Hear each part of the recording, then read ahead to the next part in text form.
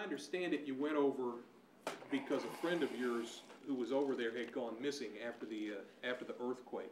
So you went to look for him. Was that do we have that right? Yes.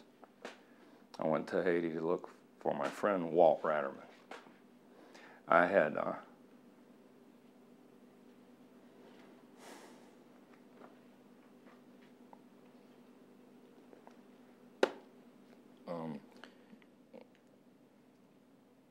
my friend Walt, who was the first guy that agreed to go into the Sudan with me. Back in 2007, when I traveled over there the first time, I'd had a bunch of people that, you know, said they were going to go, and everybody ended up just, most all of them bailed out at the last minute. And I'm kind of sitting there figuring, okay, I got to deal with all this now, but I'm going to do it. And by God, there ain't nothing's going to stop me. And I'd found out about this guy named Walt Ratterman, who was he was a solar, renewable energy specialist. He was a solar specialist. After he'd explained everything about how to hook up all this solar equipment and inverters, and I could get this there and I could get this there, but then I'd have to pick up a battery in Nairobi because you can't fly with a battery and acid, and if you want to be able to use the stuff, you'll have to have that. It was a little much, and I think he noticed that on the phone, and so he said, well, when are you going on this trip? And I said, next week. And he goes, well, how about if I met you there? And I went, you'd do that?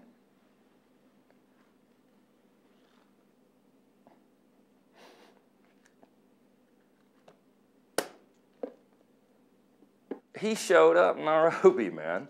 He met me in Nairobi.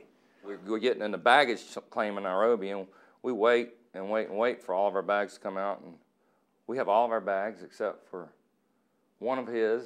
We might have to go shopping tomorrow. No big deal. It was a doggone good thing he was there, because imagine if that had happened to me, man. You know, half of my finally told me how to put it together, and half of it's gone. Well, this dude, I mean, he just MacGyvered everything you could think of together, and we laid out, roll out solar panels, and kept a battery charged, and kept all of the cameras and camera batteries charged that we used to shoot the first half of the documentary Bearing Light. Over the past few years, we've become quite good buddies. He's quite an inspiring fella and quite a mentor. He was going to be going into Haiti.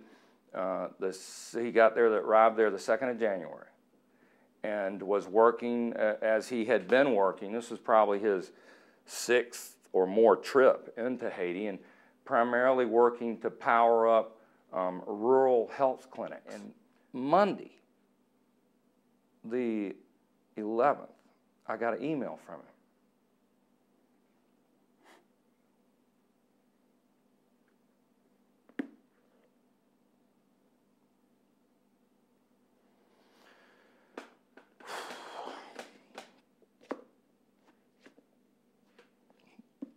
And this was the day before the earthquake. But his email said, Kenny, I've been thinking a lot about you lately.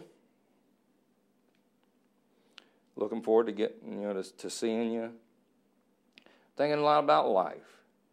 He says, I've come to the conclusion that other than family being first and foremost the most important things in our life, our family and our friends.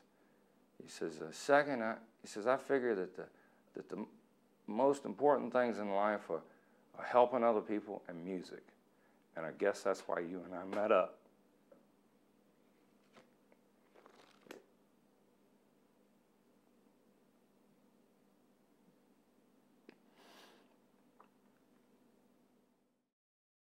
The meeting was at 6 o'clock at the Hotel Montana. My understanding of the best information that I've been able to obtain is that he arrived there with one of his other project managers and was sitting outside preparing for the meeting, or sitting somewhere on the hotel property preparing for his meeting about 4:30. and a 7.2 magnitude earthquake hit at 5:30.